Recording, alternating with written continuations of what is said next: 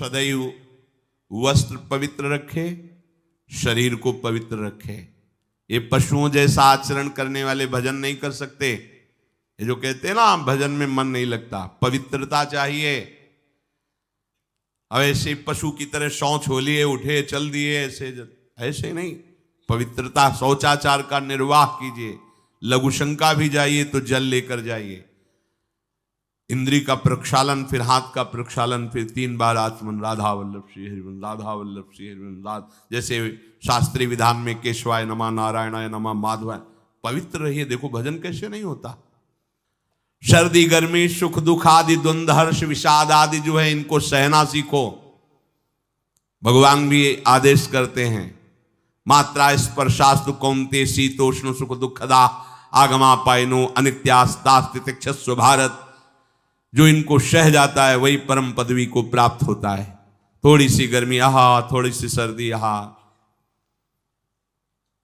पूरे जीवन गर्मी। पैर की त्वचा ऐसी हो गई थी कि बंबूल का कांटा टूट जाता था, घुसता नहीं था। जीवन में कभी पादुका ही नहीं, तो चमड़ी इतनी मोटी हो गई थी पैरों की।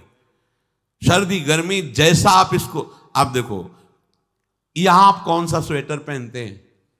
जीवन में कभी नहीं।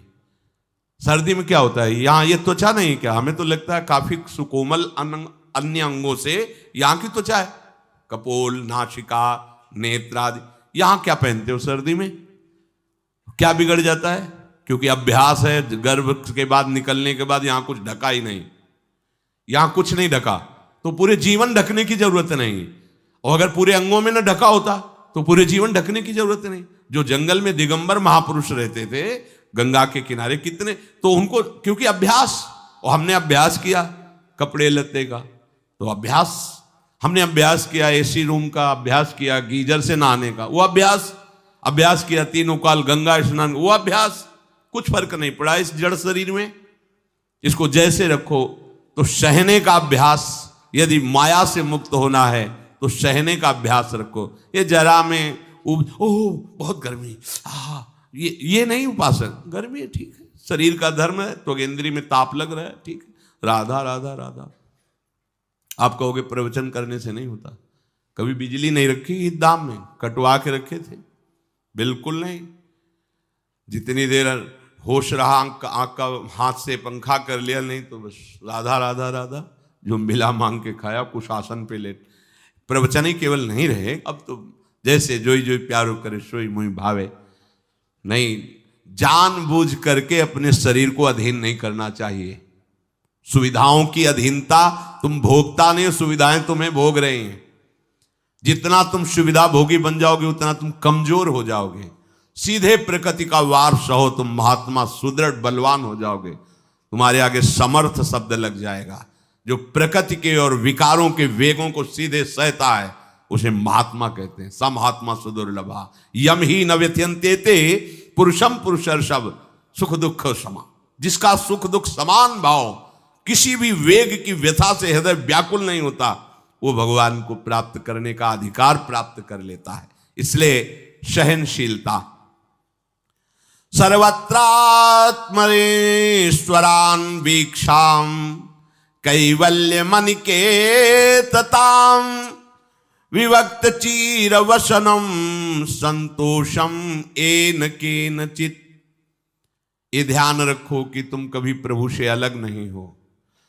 सर्वत्र भगवान हैं तो यहां भी हैं, सब समय में हैं तो इस समय में भी हैं, सब में हैं तो हम में भी हैं, सबके हैं तो हमारे भी हैं।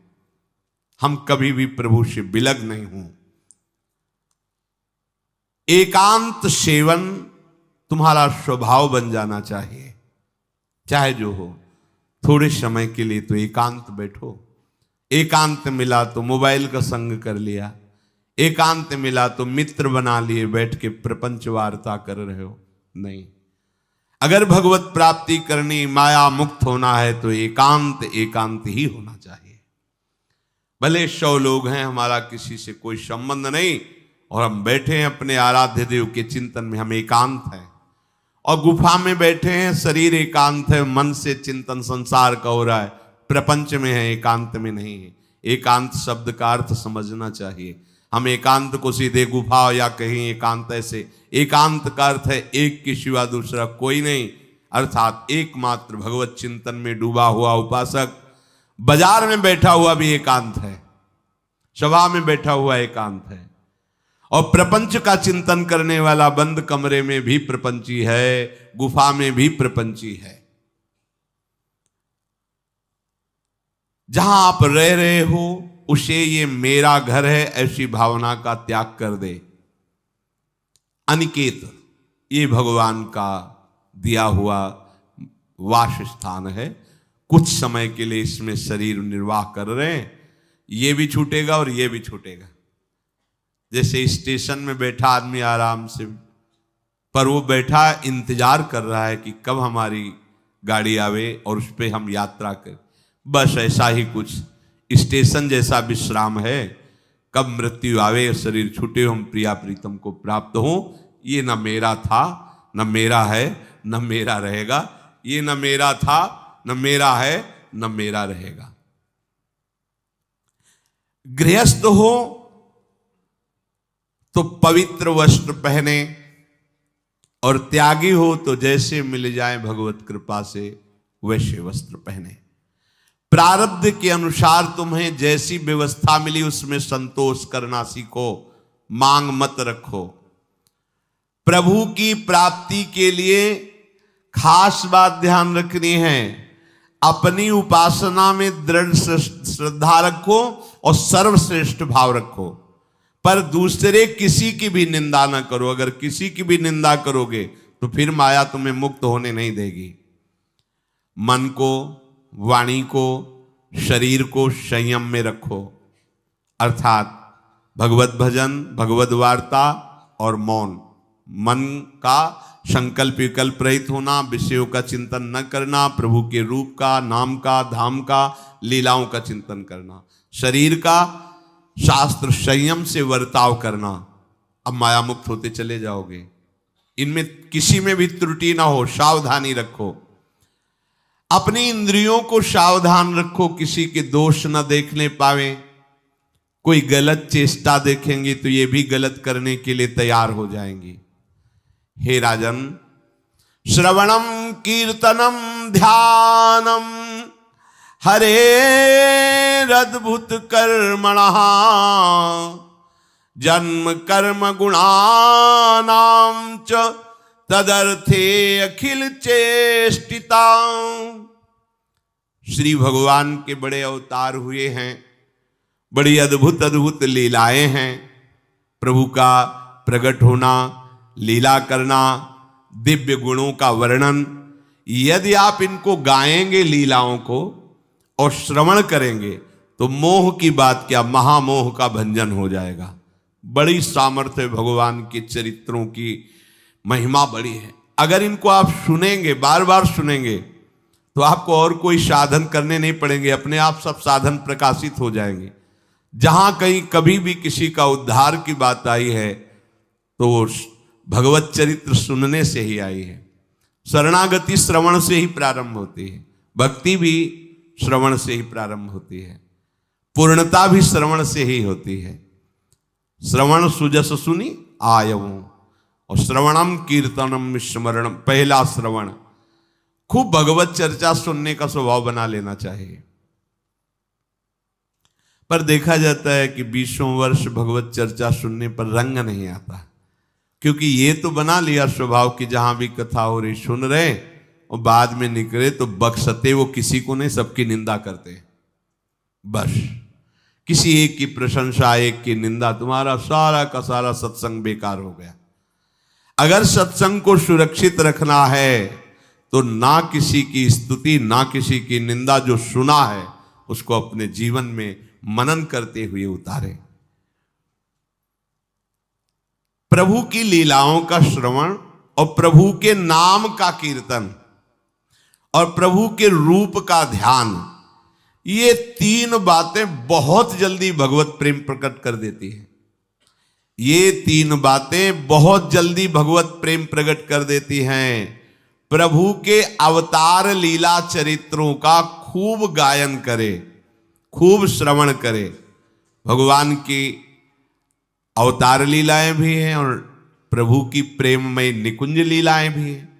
तो अगर आपका निकुंज लीला में प्रवेश नहीं है तो प्रथम सुने भागवत, भक्त मुख भगवद वाणी, भगवान के अवतारों का, भगवान की अवतार लीलाओं का श्रीमद् भागवत में खूब बढ़िया वर्णन है। पढ़ो, सुनो, क्या होगा इससे? मोह का नाश हो जाएगा। दूसरी बात, नाम कीर्तन, ये तो महान अमृत है। बिल्कुल विश्वास कर लो, नाम कीर्तन अमृत है। ताली बजा के, मंजीरा बजा के, ढोल बजा करके, नाच करके, जैसे बने, अकेले 4 लोग जैसे बने, नाम संकीर्तनम यस्य सर्व पाप प्रणाशनम। देखो, भगवत चर्चा ने महामोह का नाश कर दिया और भगवान नाम कीर्तन ने सब पापों का नाश कर दिया।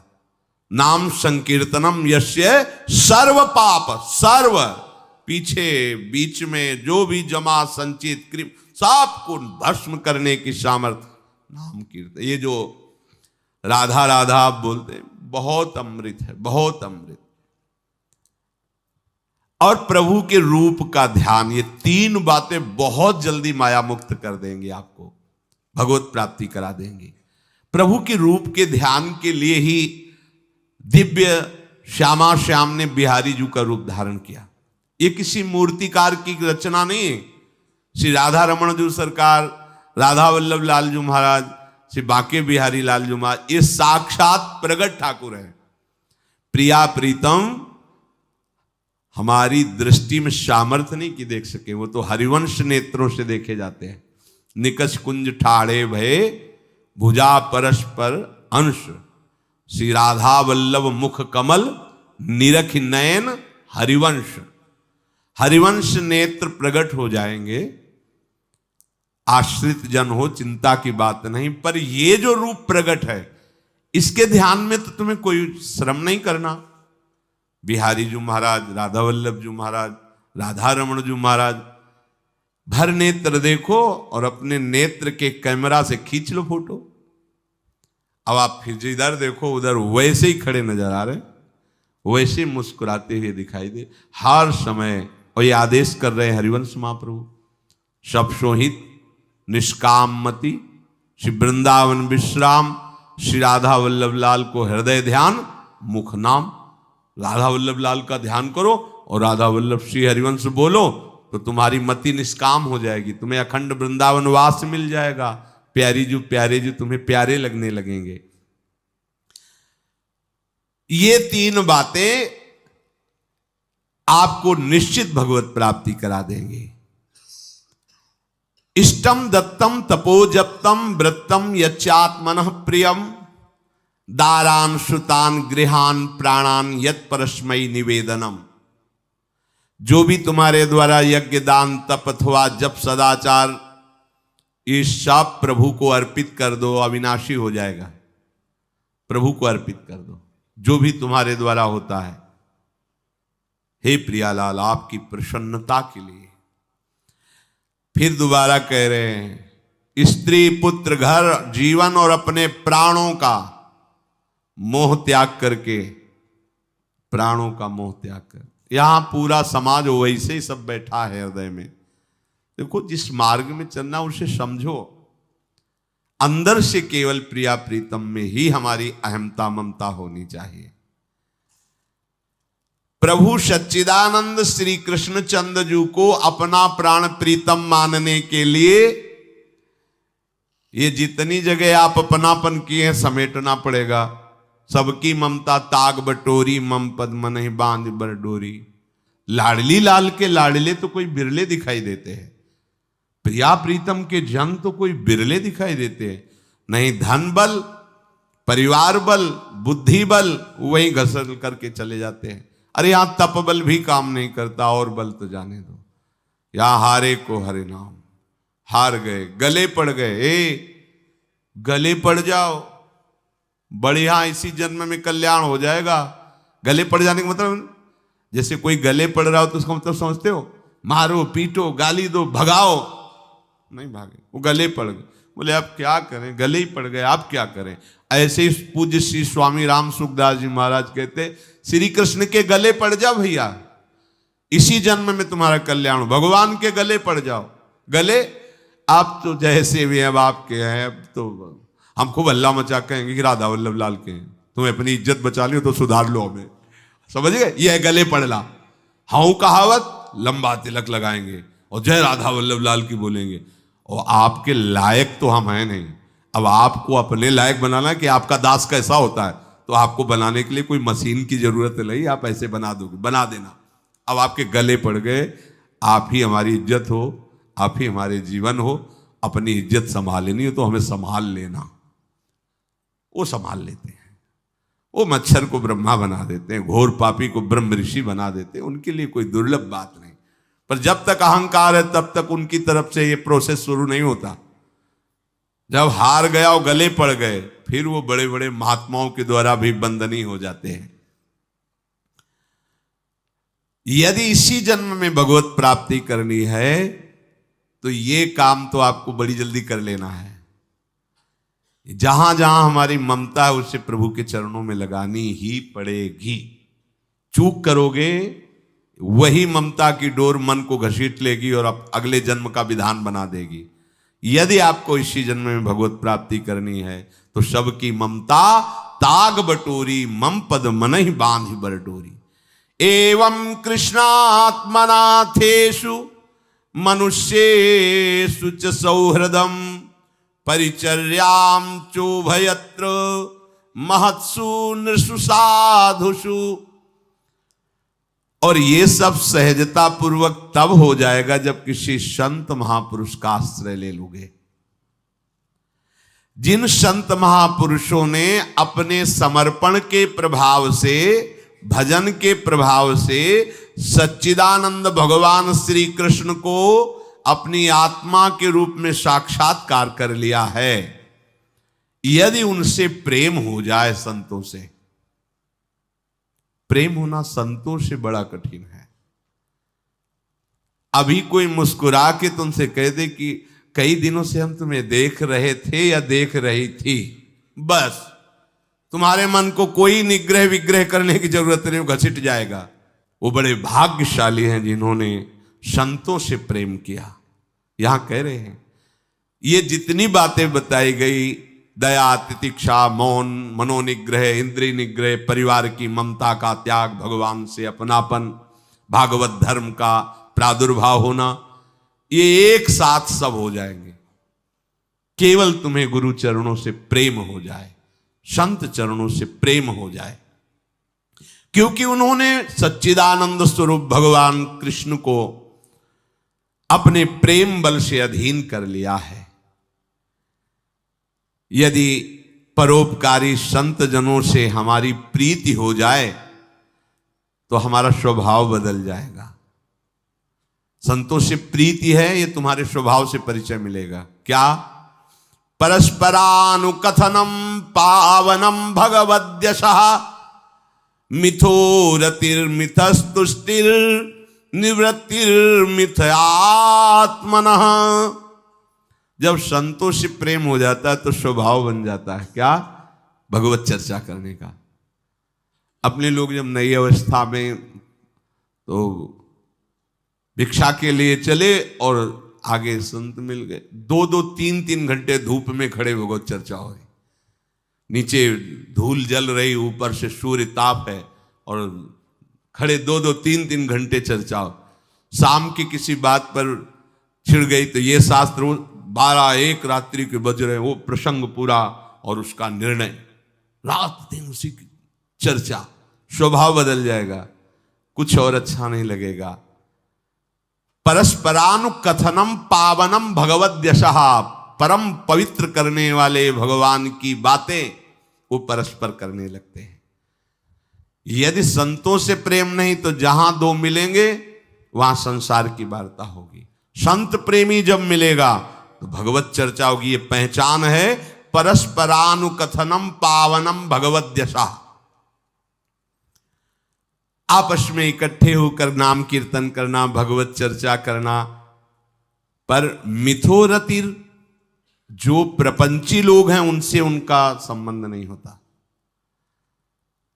मिथस्तुष्टि, जो भोगी लोग भोगों में सुख प्राप्त करते हैं, उपासकों को उसमें नहीं।